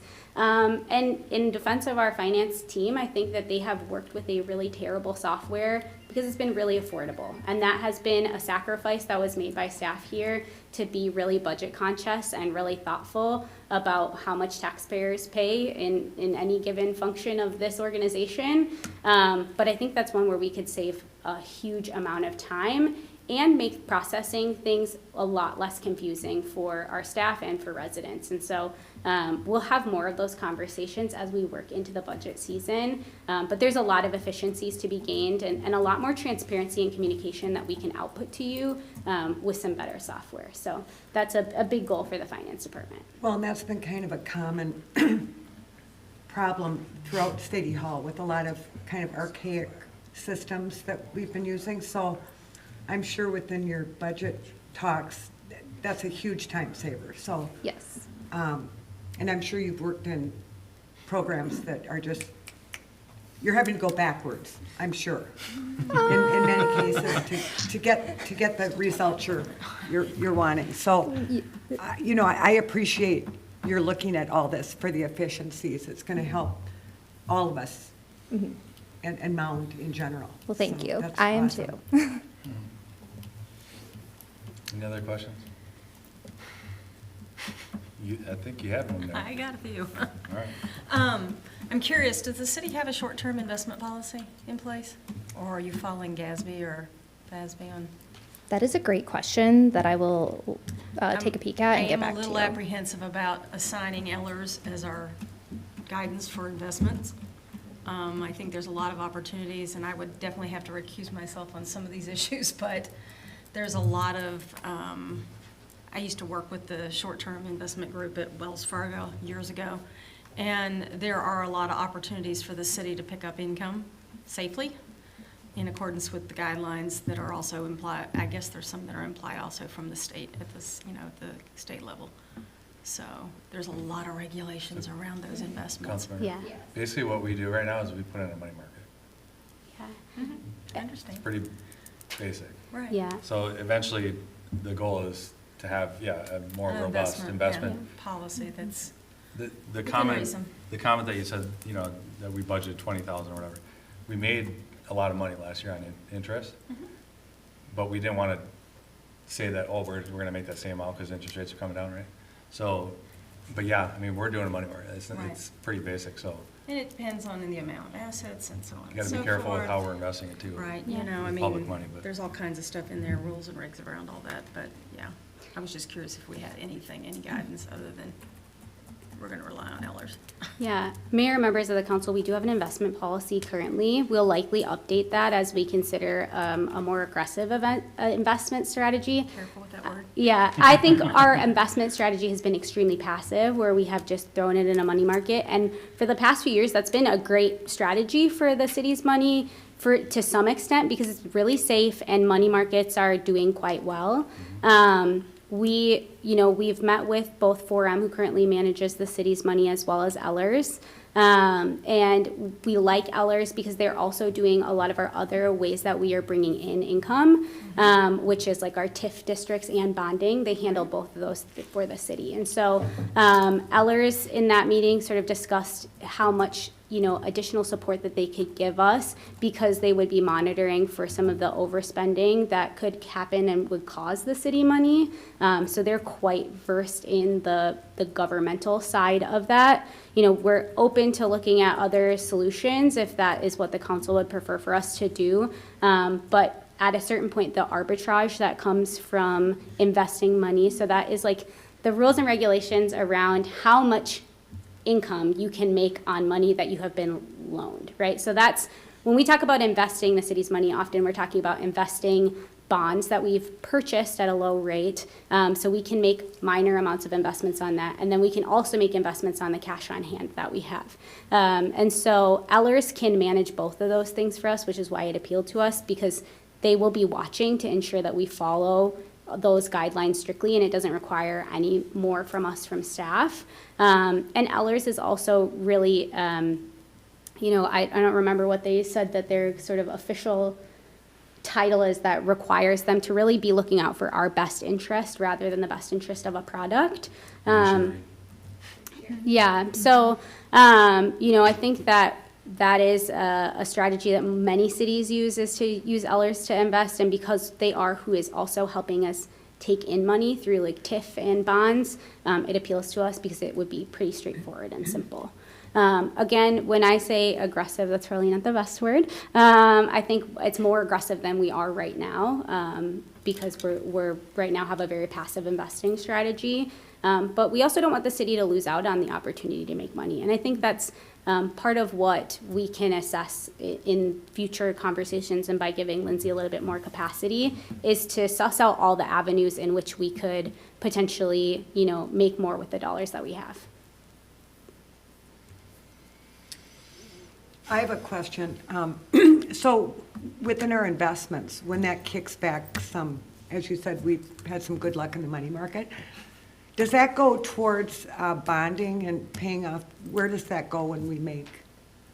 Interesting. Yeah, great question, Councilmember McEnany. So we budget for that interest income in the general fund budget that we put. So that is part of how we determine the tax levy, is we're budgeting for a particular amount of money, whether that's $20,000 or $100,000. We utilize that to develop the final levy amount number. So that's not, necessarily extra money that we, suddenly have flush at the end of the year. We make some informed decisions on estimating what we think that might be and use that to offset the tax levy. Okay, great. Thank you. Yeah. What was our last, what was the amount that you can spend? Does that relate to this? Is there like an amount you can spend without getting a pre-approval? That would be in the procurement policy. That's a different Yeah. deal? Okay. Yeah, Mayor Holt, these stack on each other. So, for example, before a check has come to you and a department head has made a purchase, it needs to be in line with our procurement policy. So that number's quite low, and Councilmember Herrick and Councilmember McEnany brought that up at the last goal setting, how quite low that is. So, for example, if you want to make a purchase that's $12,000, you need to have 2 bids to do that before you could make that purchase. We verify that internally to ensure that, if we're going to buy a vehicle or make a large purchase, 2 bids have been done for that, so that we can ensure that we're making the most, either the bid that's giving us the most things or is the most cost effective. At that point, it gets, invoiced, and right now that invoice is coming to you and waiting for that council meeting to be paid. So there are some things like that that are the purchasing side of things, where we're purchasing an object. Things like Scott Landsman's, services, that money has effectively been spent. We utilized his services and we owe him money. And that is the vast majority of what is coming to the council, is stuff that we've already received that service and a claimant is expecting to be paid. We just delay their payment in our current process. And so that's what we want to do is, I don't think any of you would disagree that Scott should be paid for the services he renders for the city. And what we're doing is just trying to speed up how quickly that happens. So the only reservation I have on this, personally, is I know over the last 5 years that there's been a couple times where we have not paid someone because of something. And if I jogged my brain, and I might be wrong on this, but like remember the trees behind the sign? I think there was an issue with those. Yeah, the Christmas trees. Remember that? And then the grass out on Commons, we're like, don't pay them until they fix that, right? So that's the only things, I don't know if you have a rebuttal to that, but. Well, I would add that anything that's part of like a larger public works project is still gonna go through the normal channels for pay requests, because those require council approval. So a lot of times that's, at least in my experience so far, that's been the issues that we've had, is when you've noticed a portion of a large project that is lagging behind or something that needs to be fixed. So that would still happen the same way. I guess on another side, if it's a contractor that's working with Public Works or the city, hopefully we're verifying all that work beforehand. So I would expect that if it was work that the council was already addressing to that point, that it would have been more related to a project that was requiring your approval anyway. But, I don't know if you want to add anything. So you can just write out $1 million check and then we'll sign on after? No. So the procurement policy would still prevent that. Okay, so what's that number then? That has not changed. What's the number? I think it's maybe 100 before the council needs to be involved, but it might be less than that.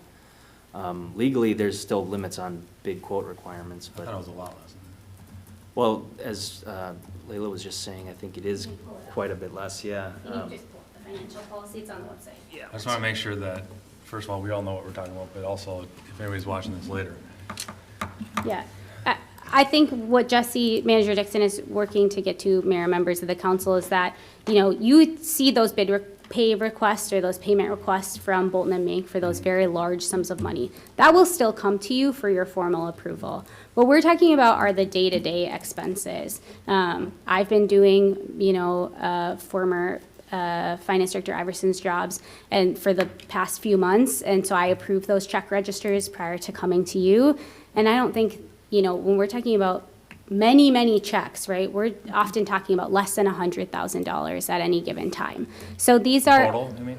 total in, in any one set of invoices. So, this isn't, we're not talking about millions of dollars that are getting paid, week over week. We're talking about a couple $100,000, much of it which is liquor store payment. So a huge portion of this is things that beer, alcohol, and THC that we're purchasing for the liquor store, and those vendors want to be paid on time. Sure. Yeah. Here's you got it? So up to $100,000 is what we can write a check for right now and then bring to you. Over $100,000 does need a council resolution. Okay, I was thinking the 25, so that's where you need the two quotes, two bids. Anything over $5,000 needs okay. two written quotes or an RFP. Okay. Well, I'm assuming like with the liquor store, and I think this is kind of a concern that you're bringing up, and I could be wrong, so correct me if I am. If a bill is submitted to the liquor store, it wouldn't just come to Lindsay to be paid, right? Correct. The liquor store would need to have a control in place that said, yes, I did receive 500 cases of Bud Light. Yeah, Pay yes. the bill. Yeah, Yeah, so. I mean, that's what We would assume. I just don't want to give a blank check. I understand. I No offense totally to you guys, but, Yeah. just write it off and. Well, and I don't know that they Start would paying want that bills. responsibility either, they want to make sure. Well, I just Yeah. think we need to explain what we're Yeah. talking about here. Mayor, members of the council, I think that one thing that was maybe lacking from this presentation is like the journey of an invoice.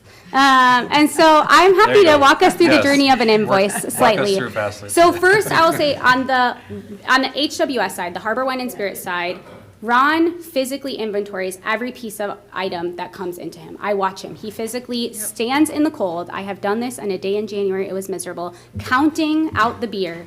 He receives an invoice, and then he holds that invoice at Harbor Wine and Spirits. Right. He typically holds that invoice for a handful of days until it comes up to City Hall and is added to the stack of invoices that needs to be paid. I think it's very important to say that any purchase made by the city needs to have one of two things. It either needs to have the invoice when it's less than $5,000, which is all it needs, or over $5,000 with our current policy, it will need to have those 2 written quotes or the RFP.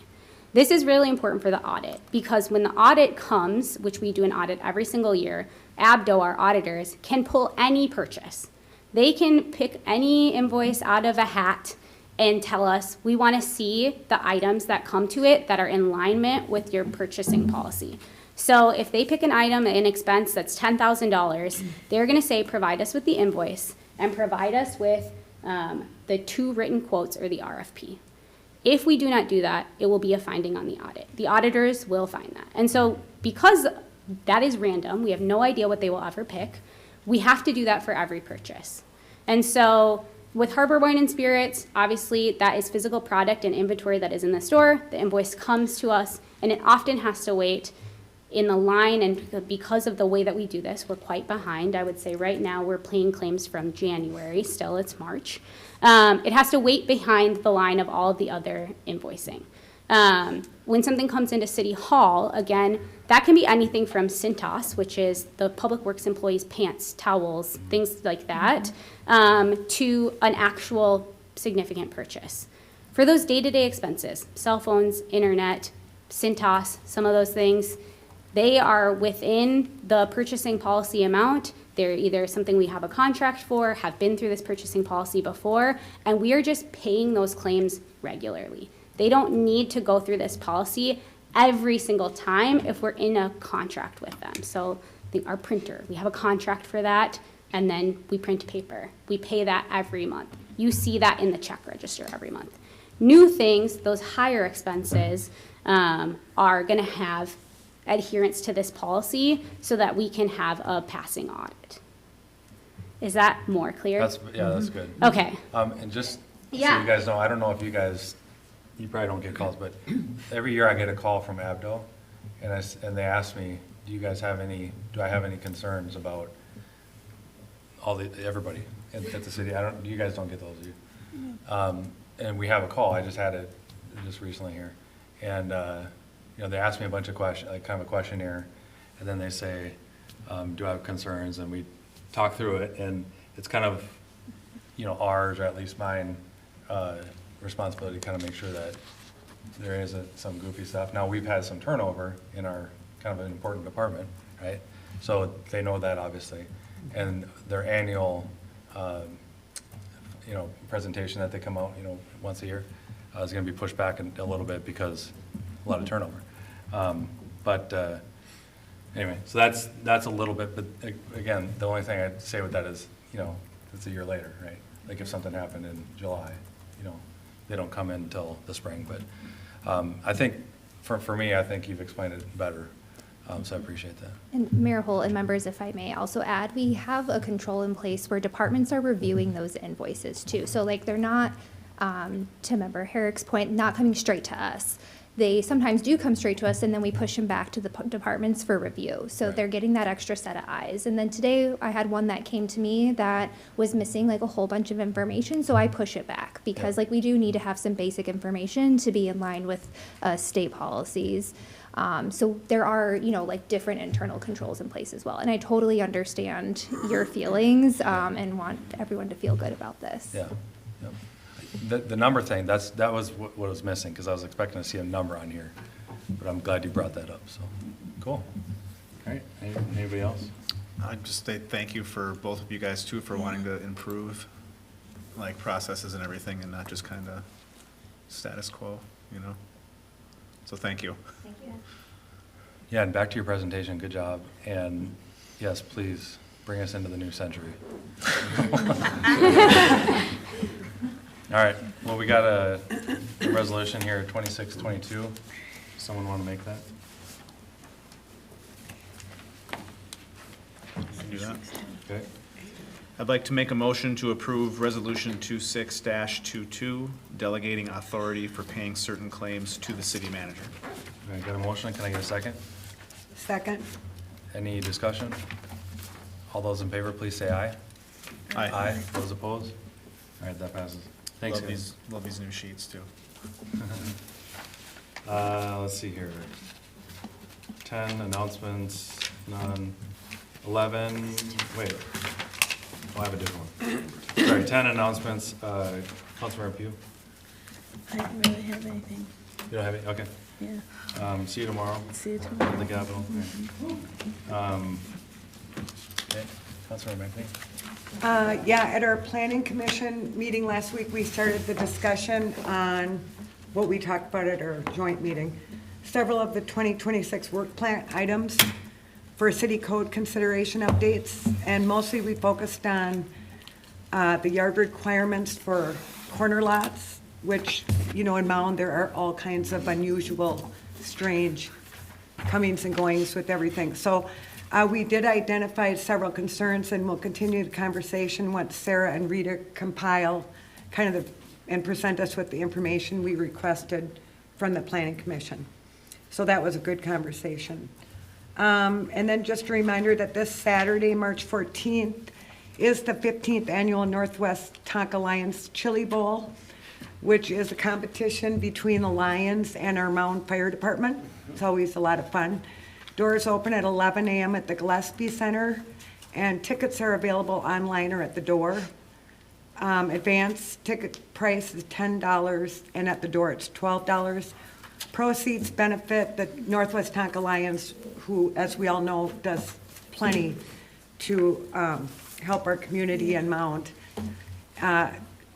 So it goes towards the Lions Club and the organizations that they support, which in turn supports Mound. That's all I got. All right, Councilmember Counselor. I don't have anything, but thank you to everyone who is going down there tomorrow. I couldn't make it, but thank you, thank you. Good luck. That's right here. I don't really have anything, but yes, thank you for going to St. Paul. Yeah. Are you going to the police commission? I am not able to attend it. There's no way I can get there and get back out again. Okay, and you're not going either. In order to make it to St. Paul, it would be very difficult. All right, so you're gonna save a seat for me at St. Paul. Save a seat. So I'll go to the police commission, Okay. and then I'll have to miss the first speaker, Yeah. but Yeah. save me a seat. You know, I attended the, yeah, I'll wait for my turn because I haven't commented. Oh. All right. Well, on the police, we've said this earlier, but we got the official resignation. I don't know if we said that last meeting. So I'm interested to see what we talk about tomorrow with, you know, Mound has a big interest in this as we pay about half a bill, so. And I saw the preliminary agenda, so Yeah, I didn't have any questions on it, but okay. it seems pretty straightforward. All right, so we have that. I want to thank Ryan and Public Works and coordinating. They ripped up Beechwood. Of course, you live close and I live close and you live close. I got calls about it, yep. It's called the Langdon Loop, right? People walk around the lake. And, you know, we took some trees out there because that's where one of the pipe's gonna have to go. Some trees is understatement, lots of trees. We used to call it the secret path, but anyway. Sad looking. Yeah, but drive over there tomorrow. They put in kind of a walking path temporarily. Oh, cool. So if you're doing the Langdon Loop, you're back on. So thank you for Cool. coordinating that. Appreciate it. Let's see what else I got here. Oh, there's going to be a mayor's forum. It's April 29th, 6:30 to 8. And I have all the names. I don't know which cities they are. Mayor Elbers, Tunheim, that's Orno. Wazji, I don't know where that one's from. McKee, Wayland, Minnetrista, me, Minor, I think he's Long Lake, and Mayor Mullen, which is Wayzata. There's a couple, I don't know which cities they are, but come on out for that. Where is it going to be? Hold on. It's called the Northern Lake Minnetonka Mayor's Forum, 6:30 to 8 at Plymouth City Hall Okay. in the council chambers, 3400 Plymouth Boulevard, Plymouth, Minnesota 55447. So I confirmed they'll all be there. And then, I mean, that's a lot of mayors for an hour and a half, so I need an hour and a half myself, so I don't know how Who else is gonna talk? It's April Is it going to 29th. be updating us on all the local neighboring towns, or what's the purpose of it? Yeah, good question. It says, typically focus on city planning, development, infrastructure, environment, parks, recreation, public safety, highways, street projects, city government, housing, and any federal or state laws impacting your cities. In an hour and a half? Yeah. With 8 mayors or whatever. So yeah, hey, come out, see that. I think that's all I got. We have a fire meeting on Tuesday, right? As of right now. As of right now, yeah. That's the partnership, right? I believe so. Okay, yeah. so we'll see if that's still on. I would expect an email about that. Okay, well, we might not, the pension thing is still looming, so we'll see if we're there or not, but that's all I got, go ahead. I was just gonna mention the police thing, is I was at the Stuff the Bus, and I was riding with Chief Corey for the better part of the day, so I'm pretty caught up on what he was gonna All right. talk about. Good, yeah. Which was a really cool event. It was, yeah, when they stopped everything to call in the second bus, people were like, what? And, I mean, we were unloading those 2 buses for like an hour and a half. It was crazy. You can testify. The only thing I was gonna mention was, Mayor Holt will not be here in 2 weeks. Yep. We have been sort of forecasting our agendas, and that meeting is, as of right now, void of business. Just curious if the council wants to still meet, and I mean, if something pops up, of course, we would still intend to attempt to, but this would be the moment in time where, in the absence of the mayor, if you wanted to take a week off, we certainly could. What about, what would change that in the meantime? Like, could there be consent agenda items that can't wait, or? So we had our agenda setting meeting yesterday, and as of right now, there isn't anything that can't wait. I guess I would just say that, and certainly, if you want to meet, we'll just meet. Happy to do it. But would get you off the hook for being. Yeah. Well, they'll be just more rusty for next time, but I mean, I don't want to meet just to meet, but I mean, If we had come up, I don't know.